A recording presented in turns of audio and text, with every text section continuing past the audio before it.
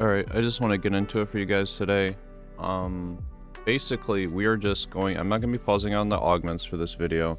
I'm just going to be basically telling you we're going to be taking the Master Yi hero augments and taking all three of his abilities in this video.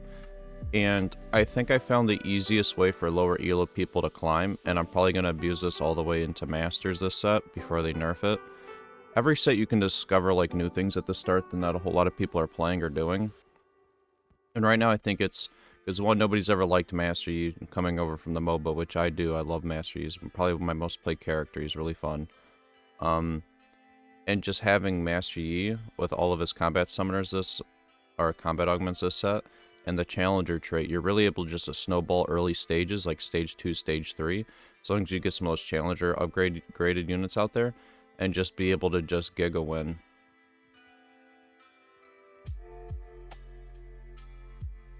It stabilizes really early, it's strong, and usually even if you do end up losing the game, right, you save so much HP in the early game to where you're still able to top 5, top 6, you know?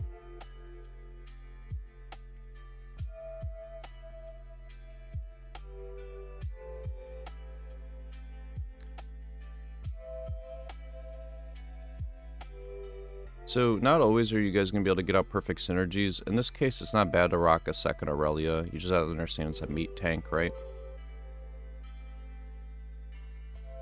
So the challenger trait itself will carry you for stage 2, but stage 3 you have enough of this augment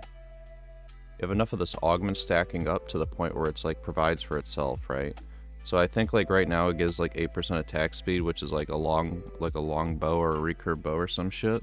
But stage 3 it's stacked up so much interest that your challengers come online super quick. And they're able to usually burst down that first unit and be able to all of them to get off like their trait, right? And the cool part about this comp is I don't think you have to go for 3 stars. I think you just need a whole 2-star board and power level in the early game while people are trying to stabilize and try to become stronger. I know I make a mistake here, guys. You should always make 10 gold. Like, you should sell the Noxus and the Cassiopeia. But I believe that I wanted to be able to get out the Noxus trait with Swain, but in the grand scheme it isn't that big. You should just put out another challenger, right?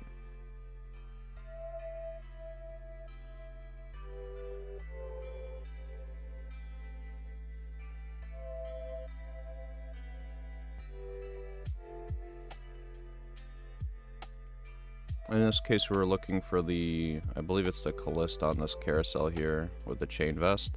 Because you could always make Locket with this large rod for all the challengers and then be able to get challenger, the 4 trade out there, which is like hella big. At this point, I don't know if I was going for like reroll Warwick, because I started getting a lot of Warwicks, especially early game. You know, there's a little bit of a high roll on the Warwick regard, but...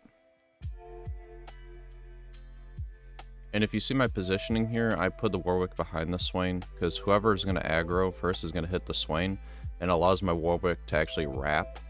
And a good chunk of our damage right now just comes from the dog, you know, so you want to keep him new boot goofing and keeping him alive, right?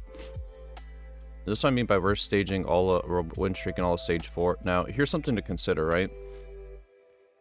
Usually when you come out of stage 2, there's 2 really hard win streakers, right? In this case, it's me and the guy who's like burning above me on the leaderboard on the right-hand side. Now, nobody's going to power level to 6 here on 2-6. It costs too much gold. If you lose your streak here, you just lose your streak, right? Yeah, see, neither of us are going to go 6 here. You'd be so dead broke, you wouldn't be able to do it. But in the future, if you guys want to keep the streak alive, which basically, you know, a 5 streak, you kind of have to just view it as like 30 gold interest. Here on 3-1 is a cheeky place to power level. You might nuke your econ a little bit, but if you keep that 5 streak going, you kind of essentially have 30 gold interest, right? And if not on 3-1, for sure on 3-2, especially if you're trying to keep the streak going. Because 3-2 standard leveling, you know, it's kind of changed up a little bit. And when I got this Nico here, you know, I was thinking, maybe your boy goes for a, you know, 3-star Warwick or something like that.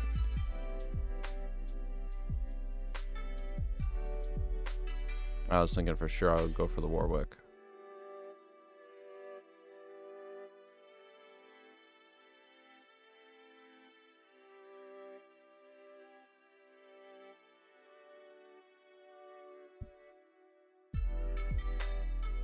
Also, another thing is, I don't think you should try to go for 3-star challengers, because the big issue is so many people go Ionia and stuff like that, so all your Aurelias get taken up. And Aurelia is like really like the keystone of this comp. She's like everything in your early game, right?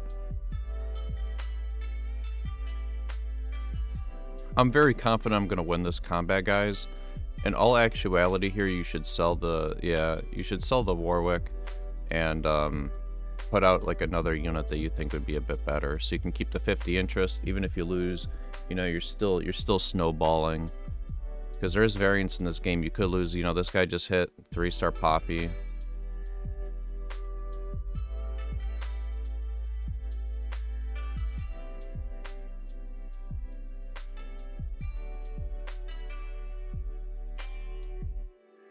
You guys should sell the Warwick here. I don't know why I'm greeding this much. You should just make the gold interest.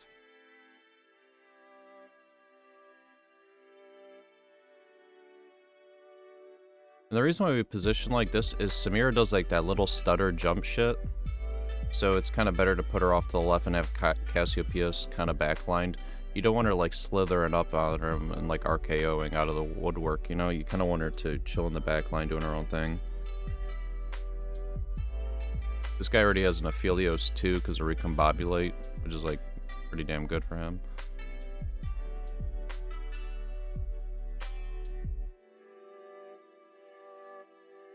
The biggest thing, in my opinion, in this early game is like tank items. So you're gonna see me try to go for a tank item here. I couldn't get the Yasuo. The thing that snowballs you really hard in the early game is tank items, you know, or like here's an example, like Sunfire, Warmogs. Nothing's gonna really be able to punch through this and be able to do enough damage to kill her. It gives my backline enough time to get through everybody. And what I'd recommend, like, clearly there's other items that snowball you. Like, if I had Rage Blade here on Callista, that's a big one. But the biggest thing is just having the beef, dude. Because Callista, regardless, with Challenger, is going to be able to punch through everything. I just think people don't talk about the importance of tank items in the early game, like, a whole lot. Having, like, a really good... Like, that's why for, like, the past several sets, you'll see your boy just always building, Sunfire, just too good. And even though I would have, you know, be able to have the Gunblade on Callista here, I don't think it's worth it, guys. I think, not Callista, I mean Kaisa. Sorry, too many names that start with K. I think having the Cassiopeia out there as a 2-star is much stronger than having, you know, Callista out there. Especially with Cassiopeia upgraded with the Gunblade on her already.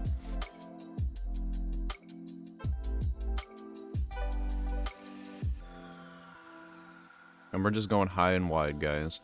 The way you want to view building a comp is like how you build a house. If you have $1 million budget, you can either get a mansion that's not the best, but you can go high and wide with it, get all, you know, make it look really bougie, but upkeep and all that stuff is going to look pretty bad on the inside. Or you can get like a downscaled ranch, you know, that's reroll in this case, and be able to, you know, get all the bells and whistles on it, which would be the 3 stars and bedazzled bis items, because you have priority on carousel, right?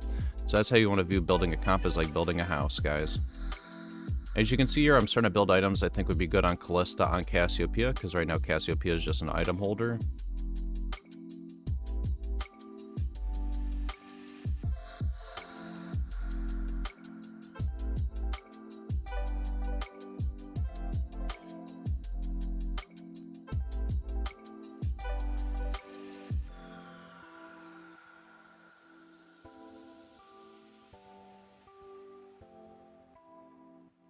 We do a little bit of rolling here. We're going to be first on level 8, and I want to keep this streak going.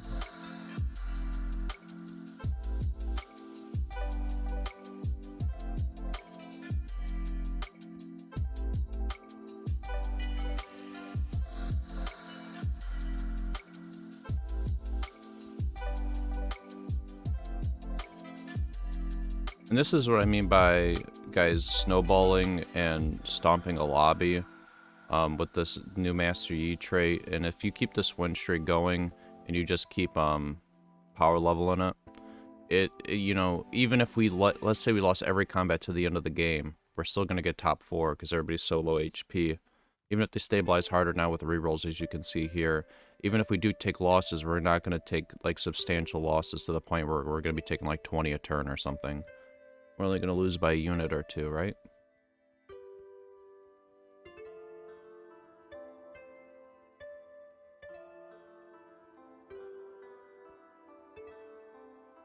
Riz looking to finish a third Kaisa item. Now, you'll realize this is a key important thing. On the carousel here, I have a chance to go for either a tier for Static Shiv or a Chain Vest, and I choose to take the Chain Vest. It's not that I got snagged here, guys, and I'll tell you why. This is what I'm talking about having experience in the game from past sets. Static Shiv, out of 99.99% of the times, is better here. Okay? It allows her to shred, it gives her more attack speed and stuff like that, but with Gunblade, you're going to see a lot of this. When she goes into overtime, she's so tanky from the Titans. It gives her a ton of armor and magic resist, and with the Gunblade, she can't get bursted down, especially if she dashes into like a really shitty spot. She's not going to get just waffle stomped, right? And here's another thing. You guys got to understand, what is your wincon at this point in the game? It's 4-6. You know, we're going to stage 5. Now, are we going to use our win streak gold and go level 9 in this case? It's a lot of gold to go level 9. You know, they changed up the econ traits. You know, I have a Nico on bench. What are we doing? We going for Callista 3. We go in level 9 and we're going to go, you know, put in like another legendary or something like that. You got to figure out what you're doing. You know, in some cases, you might not have enough gold. It might just be better if you're low on HP to just go 9 and put in like just, you know, another 5 cost. A lot of this is a situational game. I do think, though, that the Titan's tech is something people don't talk about on backline carries, usually because they can't stack it up as quick. Because you're going to see here, Kaisa isn't going to take damage from somebody to help give her ticks, right? So, you know, the next best thing is, you know, Static Shiv or something like that that always procs crap. But with Kaisa being unique in terms of like she dashes around, some unit might aggro on her and be able to help give her stacks. Plus, I just think the 25 stack Kaisa, when the whole board's dead and she shoots all her missiles, it, you know, in like a 1v1 situation, it kind of just helps her win it at the end. Like you see it there, she didn't get bursted. And I decided this, I was just gonna reroll for Yasuo 3, Shen 3, Kaisa 3. We're just gonna chill level 8 here and see what the game gives us. If we roll like a substantial chunk of gold and we weren't finding things, I would just go level 9. Also, I have double Nico, so you already have to view it as I already have 4 Kaisas out of 9. So with the double Nico, it's what, 6? We only need 3 more. And I was scouting and looking at the other boards. Nobody was really holding anything. But here's another thing, guys. When you guys are rolling for like 3-star 4 costs, 3-star 3 costs, you're supposed to roll for like another corresponding unit of the same cost usually. So that way you can either hit one of them, you know, if you don't hit any of them. Because it is an RNG game. You don't want to put all your eggs in one basket. And here's a prime example of Titans popping off, guys, even though, you know, it didn't win me the combat.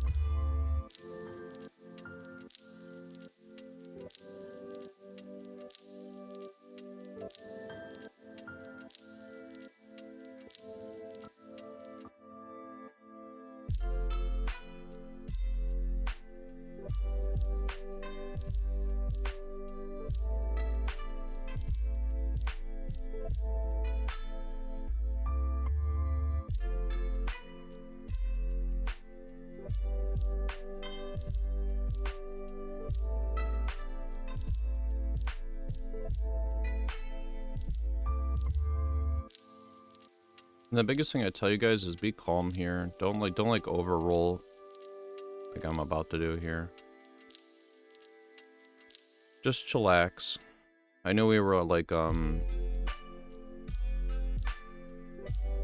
you gotta make it. We got 70 HP. We got some wiggle room here. I wanted to roll a little bit because we were coming up on some of them. Especially because we had double Nico. I found, right now, technically, I have Kaisa 3, right? Or I have Shen 3. But I want to hit both.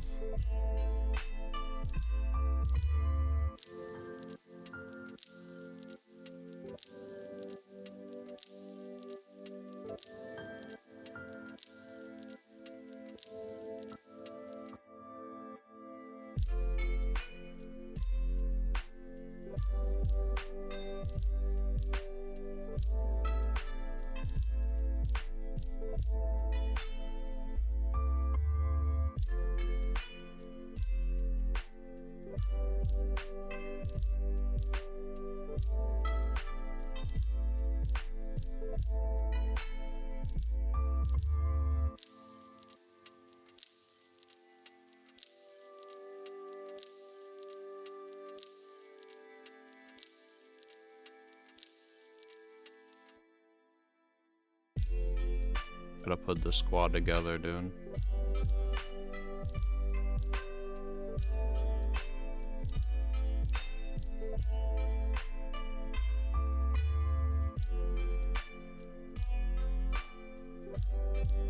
Especially now with Kaisa being a 3-star with the Titans, look at how like thick her HP bar is.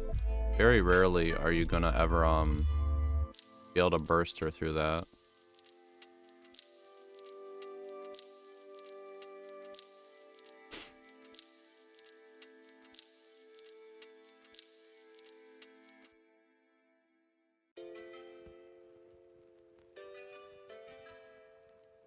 Anyways, I hope you guys enjoyed this one. Have a good day.